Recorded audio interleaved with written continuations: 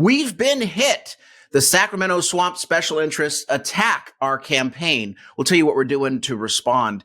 Plus, those far left protesters that shut down traffic, it's possible they may finally be held accountable. We'll tell you how.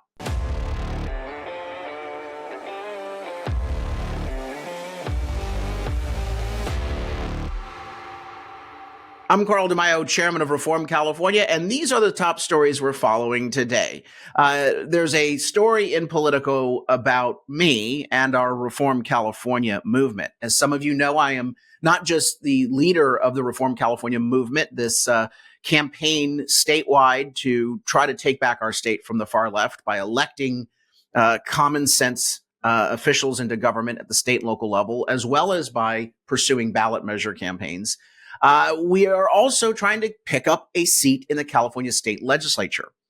I'm running in the 75th Assembly District. It is one of the last safe Republican seats in the state of California. It is a border seat, something I take very seriously because we do not have a secure border. So I'm very much looking forward to serving in the Assembly, even though I'll be part of the super minority. More on that in a minute. But this is all about Reform California, our movement, getting inside the belly of the beast. Up until this point, Reform California has been outside the political system, trying to apply pressure, trying to support and recruit candidates for office, doing ballot measures, waging fights to educate voters on important key issues. But now we're going inside the belly of the beast by picking up several of these state assembly and state senate seats. And what we want to do is create a Reform California caucus inside the state legislature. And we're going to be talking more about that caucus as we recruit members, elect new candidates, elect members to the Assembly and the State Senate, and roll out our political plans. So we're going to talk about that in a few months. But let me just say that the unions and the Sacramento Democrats and their special interest money backers, the dark money backers, they know that me going inside the state assembly would be their worst nightmare. And that's why they're trying to destroy us. They've set up a campaign. They're called independent expenditure campaigns. These are dark money, negative smear campaigns funded by dark money special interests. And they're doing mailers in my race right now with all sorts of lies. And of course, I think the voters are smart enough in this district. They know I'm a fighter. They know what I stand for and that I'm always going to have their back. I'm trying to give them a voice in government. But the unions are sending out all these mailers trying to lie. And it's caught the attention of Politico. Unions try to keep DeMaio out of the assembly. And it says heavy baggage. Among the scores of candidates running for dozens of open legislative seats this year, it is likely that none of them has as much history or as many enemies as Carl DeMaio. I wear that with a badge of honor. I do believe that if you're not shaking up the system, you're not going to get people angry with you. And let me tell you, California's political system is rotten to the core and needs to be shaken up. It says the bombastic San Diego Republican establishment defying assembly run. Boy, look at all those adjectives. The bombastic San Diego Republicans establishment defying assembly run. I think that's very complimentary, but they say bombastic. If you're blunt, I guess they consider that bombastic. It's rekindling some long-standing feuds, not just around immigration and the legacy of Prop 187. What do they mean by that? Well, they mean that I've been taking a tough stance on illegal immigration. It says government, here's this one from a few weeks ago. Governor Pete Wilson was right. California State Assembly candidate revives controversial immigration ad. It's not controversial to ask that we secure the border. Anyway, says law enforcement unions. It's not just law enforcement unions. These are government unions. All of the unions, they're just trying to claim that they're law enforcement, are spending hundreds of thousands of dollars to keep their longtime nemesis from Sacramento, reprising a longtime battle with California Labor Federation Chief Lorena Gonzalez. This is the lady who authored, and I use that term lightly, this is the bully that authored AB 5 that bans independent contractors from operating in California, destroying people's livelihoods. She's also the bully that told Elon Musk to go blank off. And of course, he announced shortly thereafter that he was moving the headquarters of his companies to Texas. So she's just a bully. She threatens people And I've dealt with her for 25 years. I know her games. I know her schemes. I know her nastiness. And it doesn't faze me. I'm standing up to her and her ilk. Anyway, it says that they're attacking me. Look at this quote here from a union boss. He says about me, he doesn't play good in the sandbox. You're damn right. I'm not going to play good in the corrupt swamp. I don't consider the corrupt swamp to be valid. We want to challenge and rough things up and rock the boat in a corrupt system. It's illegitimate, your little culture in Sacramento. The union boss goes on to say, when he comes up to Sacramento, it's really going to be about trying to find solutions and move the ball forward, recognizing your place. What place does he say I need to be in? Recognizing Republicans are the super minority. Do you realize the arrogance in that statement? When he comes to Sacramento, is it going to be about playing nice and recognizing your place? Sit down, young Carl. There. At the little kiddies table. This guy is so untethered from reality and what is about to happen. He says, or is it about throwing rocks and causing hate and discontent? Wait, causing hate and discontent? When is opposing tax increases causing hate and discontent? Maybe it channels hate towards politicians trying to take more of our money and discontent with a broken political system.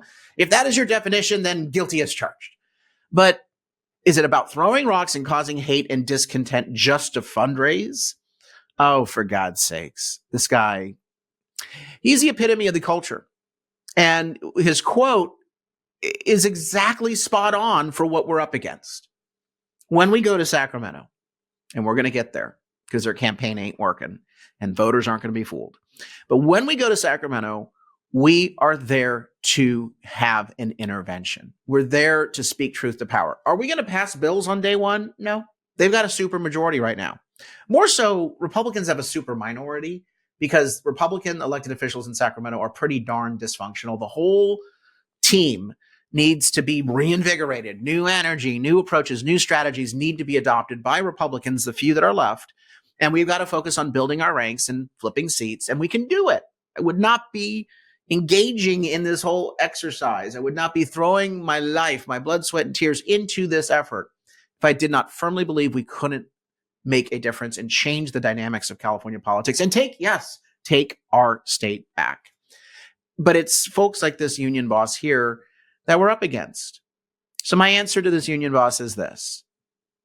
No, I'm not going to sit at the little kids' table. No, I'm not going to be good and quiet and nice.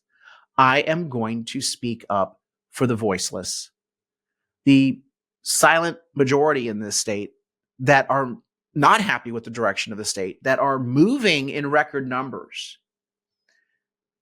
Sacramento politicians in both parties and all the special interests that surround them, I'm coming to Sacramento with a message. Your system is corrupt and illegitimate, and it needs to change.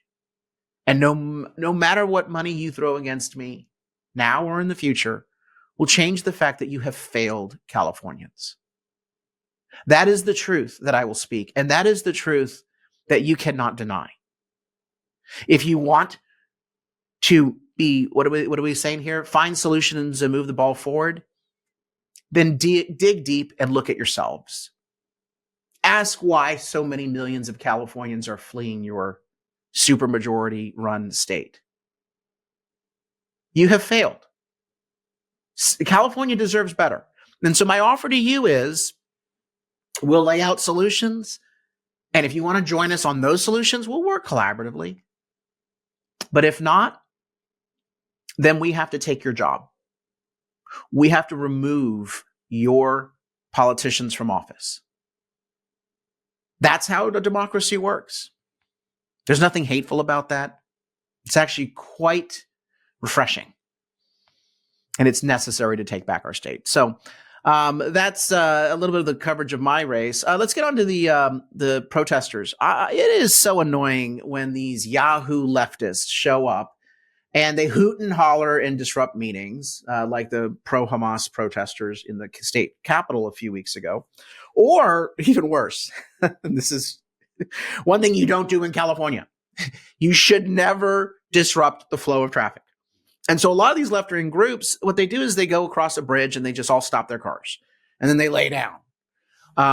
Or they will go on a freeway, a busy freeway, and they'll stop their cars and lay down on the freeway, disrupting traffic. And everybody the anger boils over. It is so outrageous. And they think they're going to improve their cause by doing this.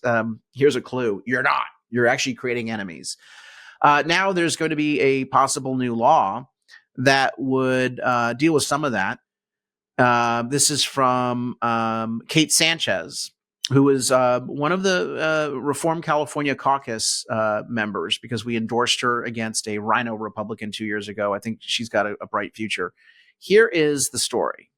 Bay Bridge during last year's APEC summit of the Golden Bridge. Over the past several months, there has been numerous protests that have blocked traffic and interrupted vital freeways. We are all so tired of that. Member Kate Sanchez is trying to change that. Sanchez represents the state's 71st district down in Orange County.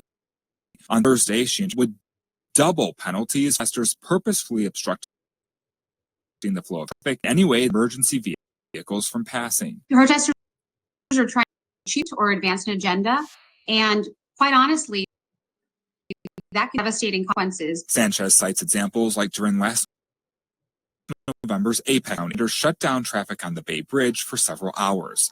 That backup delaying the transport of transplant organs to UCSF. The response time for emergency vehicles in these moments, which is the intent of the bill, we need to start taking lawbreakers very seriously. For those Bay Bridge facing more than just fines.